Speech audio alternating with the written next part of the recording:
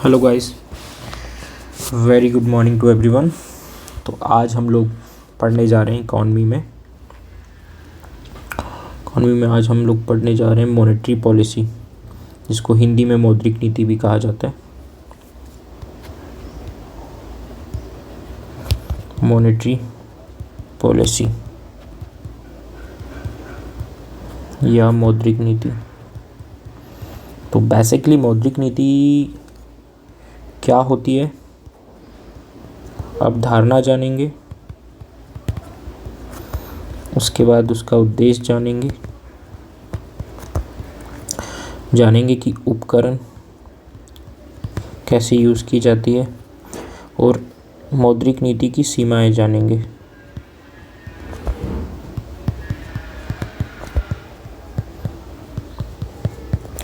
तो सबसे पहले बात करते हैं अवधारणा की।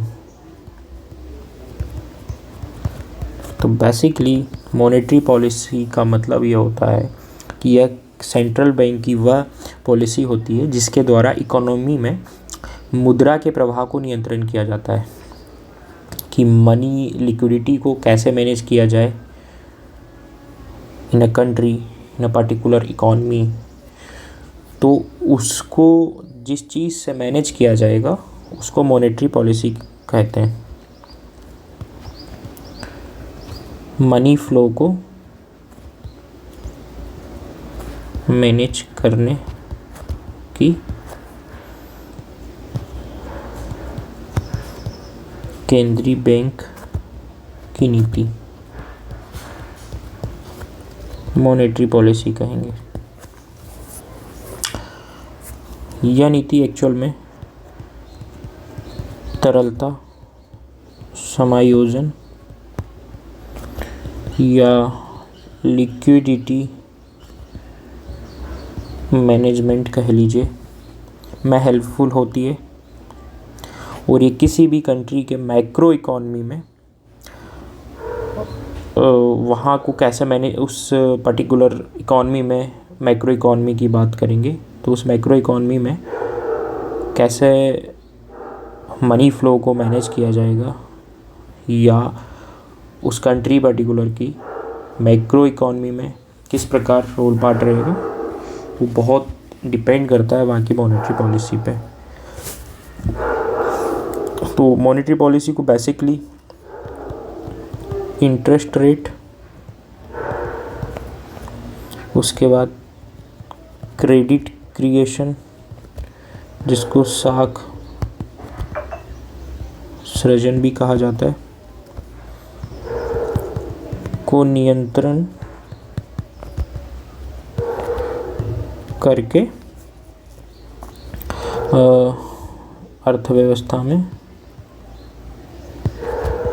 मुद्रा आपूर्ति, मतलब मनी सप्लाई को मैनेज किया जाएगा या कंट्रोल किया जाता है।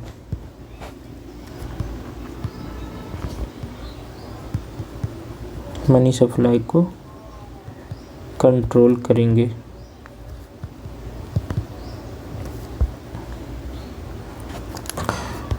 इस नीति से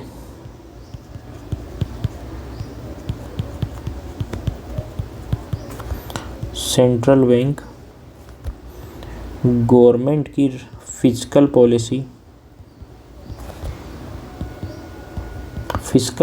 क्या होती है हम आगे पढ़ेंगे, जिसको राजकोषीय नीति भी कहा जाता है,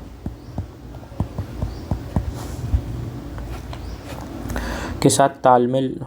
तो सेंट्रल गवर्नमेंट इस मॉनेटरी पॉलिसी के थ्रू फिस्कल पॉलिसी, गवर्नमेंट की फिस्कल पॉलिसी के साथ तालमेल बिठाकर इकोनॉमिक ग्रोथ की दर को बढ़ाने का प्रयास करती है। मेनली इकोनॉमी ग्रोथ को बढ़ाने का प्रयास करती है। फिस्कल पॉलिसी से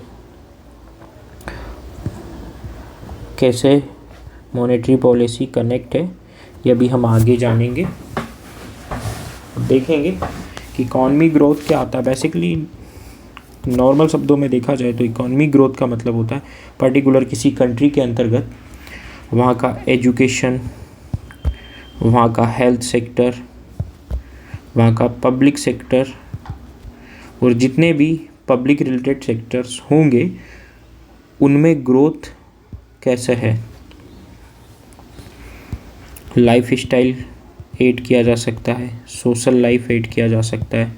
तो ये सारी चीज़ों को कंसीडर करते हुए सारी चीज़ों में ग्रोथ एक तरीके से इकोनॉमी ग्रोथ कहा जाता है।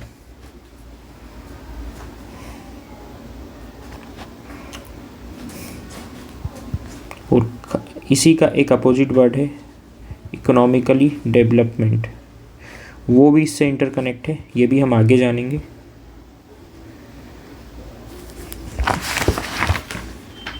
अब हम देखेंगे कि इसका उद्देश्य क्या है मेनली। तो सबसे पहला तो उसका है मुद्रा की तरलता को नियंत्रित करना,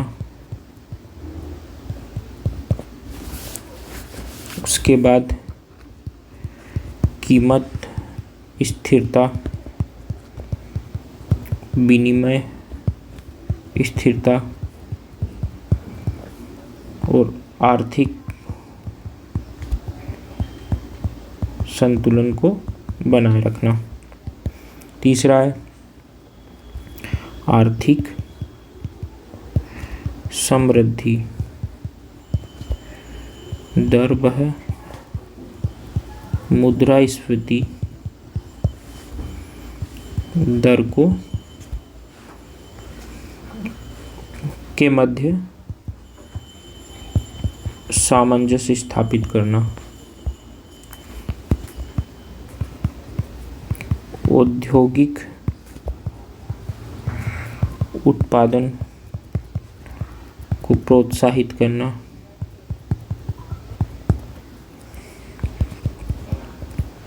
और नियंत्रित प्रसार की नीति को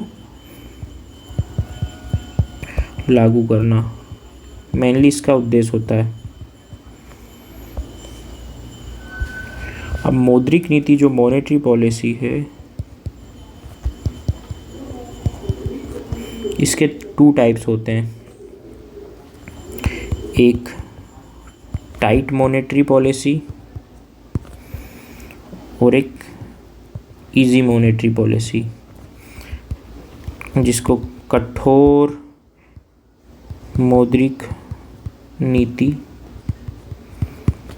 तथा सस्ती या सरल मौद्रिक नीति कहते हैं। इसको एक नाम से और जाना जाता है संकुचनकारी और विकासात्मक। बहुत बार एग्जाम में डायरेक्ट ये पूछा जा सकता है। तो मेनली कठोर मौद्रिक नीति के अंतर्गत क्या होता है कि कठोर मौद्रिक नीति में ब्याज दर में बढ़ोतरी की जाएगी। ब्याज दर बढ़ेगी तो क्या होगा, लिक्विडिटी कम होगी, और लिक्विडिटी कम होगी तो मुद्रास्फीति मतलब महंगाई बोल लो नियंत्रण में रहेगी। सेम सस्ती मौद्रिक नीति में क्या होगा, ब्याज दरें लूज होंगी, कम होंगी, तो तरलता बढ़ेगी। मार्केट में तरलता बढ़ेगी तो क्या होगा, आर्थिक समृद्धि बढ़ेगी। अब अपन देखेंगे कि कैसे ब्याज दरों के बढ़ने से तरलता कम होती है। देखिए, फाइनेंशियल जो मार्केट है या फाइनेंशियल इंस्टीट्यूशन बोल लो, मार्केट बोल लो, वो पूरा डिपेंड करता है बैंक पे, और बैंक डिपेंड करती है आरबीआई पे क्योंकि आरबीआई ही पूरा बैंक का रेगुलेशन देखता है। अब आरबीआई बैंक का रेगुलेशन ऐसे देखता है कि सबसे पहले तो हम जानेंगे, हमने पहले पढ़ा था कि बैंक आरबीआई से लोन लेती है और आरबीआई भी बैंक से लोन लेती है। इन दोनों का आपस में चलता है कि जब आरबीआई को ज़रूरत पड़ती है तो वो बैंक से लोन ले लेती है, और जब बैंक को ज़रूरत पड़ती है तो वो आरबीआई से लोन लेती है। तो जब बैंक आरबीआई से जिस इंटरेस्ट रेट पे लोन लेती है उसको रेपो रेट कहा जाता है, और आरबीआई बैंक से जिस रेट पे लोन लेगी उसको रिवर्स रेपो रेट कहा जाता है। अब जब हम यहाँ पर बात कर रहे हैं ब्याज दरों की, तो ये रेपो रेट की ही बात की जाती है कि यदि बैंकों ने आरबीआई से लोन लिया और इंटरेस्ट रेट कम है तो बैंकों को ज़्यादा पैसा मिलेगा, मोर मनी। और मोर मनी तो यदि बैंक को सस्ती दर में पैसा मिल रहा है तो वो मार्केट में भी ज़्यादा पैसा देगी। मार्केट में ज़्यादा पैसा मतलब लिक्विडिटी बढ़ गई। लिक्विडिटी बढ़ने का मतलब है लोगों के पास ज़्यादा पैसा आ रहा है। लोगों के पास ज़्यादा पैसा आएगा तो वो लोग ज़्यादा खर्च करेंगे। ज़्यादा खर्च करेंगे तो प्रोडक्शन की डिमांड होगी। प्रोडक्शन की डिमांड ज़्यादा होगी तो सप्लाई बढ़ानी पड़ेगी। सप्लाई बढ़ाने का मतलब ये हो गया कि प्रोडक्शन ज़्यादा करना पड़ेगा। दैट मीन्स कि हम लोगों की ओवरऑल ग्रोथ इंक्रीज़ होगी। ग्रोथ कनेक्ट होती है बिजनेस बढ़ेगा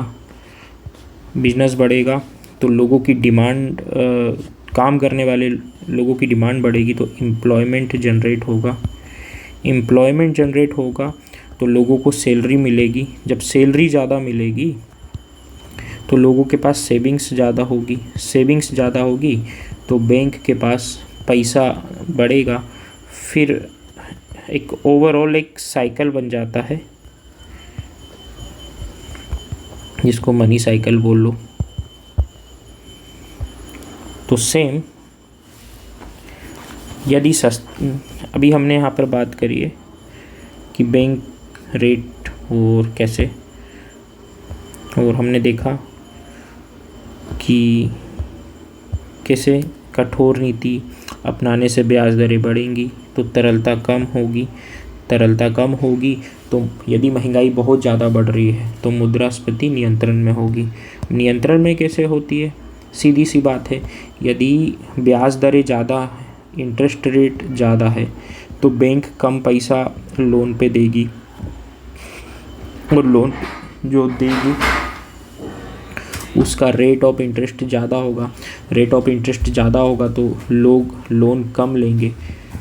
कम लिया जाएगा लोन तो मार्केट में जो लिक्विडिटी है वो कम होने से कुल मिला के जो इन्फ्लेशन बढ़ रहा है वो कंट्रोल होगा। तो आज हमने क्या पढ़ा कि कैसे कठोर मौद्रिक नीति अपनाने से इन्फ्लेशन कंट्रोल होता है और सस्ती मॉनेटरी पॉलिसी यूज़ करने से इकोनॉमिक ग्रोथ बढ़ती है।